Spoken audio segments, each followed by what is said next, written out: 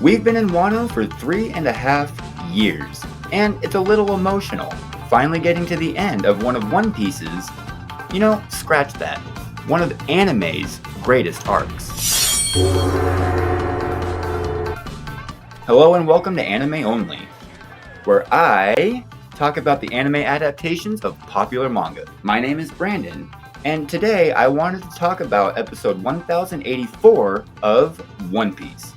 And there's a lot of feels going on in this one, so let's jump right into it. This is one of those pensive episodes that we normally get after big clashes, where everybody is taking time to reflect on what happened and the decisions that led them here, as well as preparing for the Straw Hats' departure from Wano.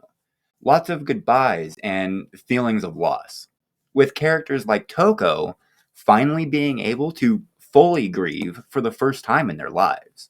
Well, as well as she can anyway, since she ate a bad smile. And I know out of context that sounds hilarious, but that's probably one of the most messed up things that we've ever seen in One Piece. If you need a refresher real quick due to the length of this arc, let me fill you in. A smile is an artificially created devil fruit that grants its eater a random and almost deformed Zoan type ability.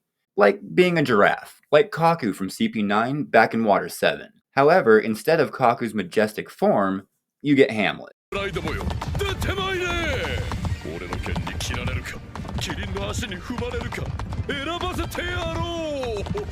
Now, this is weird, sure, but I should mention this only happens if you're lucky and the fruit works. Eating a bad smile fruit does one of the most horrific things that could possibly be imagined. In fact, it's so f***ed up that it makes me wonder if Ichiro Oda is doing okay. Like, maybe he should go see a therapist. In a nutshell, it basically makes any emotion that you attempt to convey come out as incessant laughter. Let that sink in for a second, because it just gets more horrifying the longer you think about it. Like Toko watching her father being murdered in front of her eyes and having to laugh the entire time with tears streaming down her face. As I get older, I find myself tearing up when I hear a certain song, think about the future, or watch an animated boat burn down, apologizing to the people burning it for not being good enough.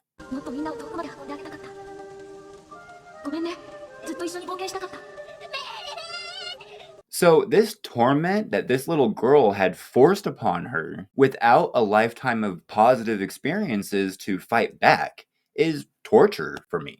And even now that the bad guys are beaten and gone, this sick reminder of their cruelty will stay with these people forever. It's a sobering thought as we see Luffy visiting Odin's destroyed castle and just having a moment of silence to remember, which is promptly interrupted by the samurai who fought beside him. And I need to get this rant out real quick. I don't like what they did to Shinobu. They did this girl dirty, just like they did with Alvida back at the beginning. A semi-likable character who thinks fairly highly of themselves despite their prime being a little behind them.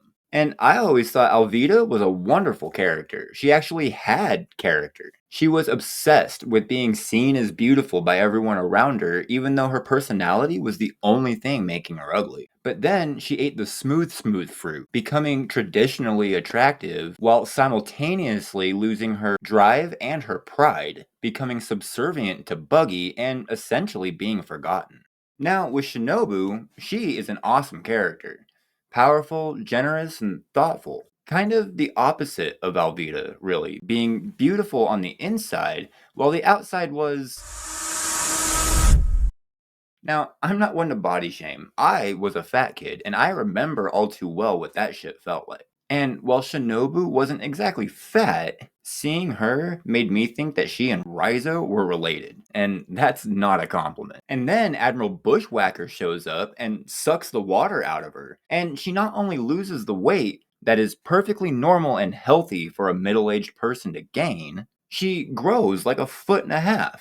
Luckily, her personality doesn't take the same hit that Alvida's did. So hopefully she'll remain relevant later on. End of rant. And poor Carrot. She wants to be a Straw Hat so badly. However, with Dogstorm and Cat Viper completely abandoning their people, she is instead roped into being the leader of the Minks. Which, personally, I would have chosen Wanda to lead. Carrot is a wonderful person, very kind and loyal. However, she is conclusively an airhead. And that does not make for a good leader. Makes for a great straw hat, though. And speaking of things that I wish would have happened, Chopper has to say goodbye to Hello, this. I was kind of hoping Chopper would leave Wano a man, the way that Zoro does with Momo's sister.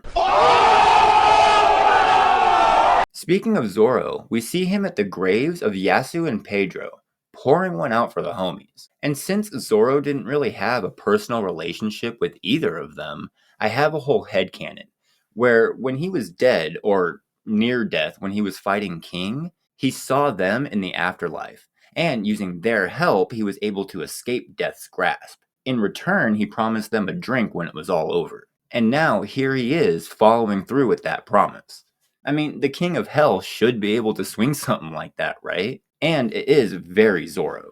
Also Zoro, he gives Hiyori the coldest of shoulders here, completely ignoring her until she mentions his new sword. Like, he was not expecting them both to survive this. Luffy and Otama get a moment to say goodbye. It's sad. Not like scuttling the Mary. It's more well-meaning than that. A tearful farewell after developing a close bond, with the hopes to see each other again. It's sad and happy.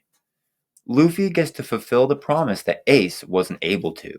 And they don't linger on it for too long. It's poetic, and it feels just right. And at the end of the episode, Luffy pulls a serious power move. Instead of going to visit Momonosuke and Kinemon, like he does with just about everybody else, he gets ready to set sail and forces the new shogun of Wano to rush out to see him off. I anticipate the title of Emperor is going to really go to Luffy's head. Chances are we'll have one more episode, at least partially, in Wano, before our gang heads to the next destination. And I'll be covering that here, as well as a viewing of the full episode next week. So, if you managed to make it this far in the video, why don't you go ahead and leave a like, a comment, or maybe even subscribe. It all really helps an emerging channel like mine in this big game. So, thank you so much for watching. I hope to see you next time.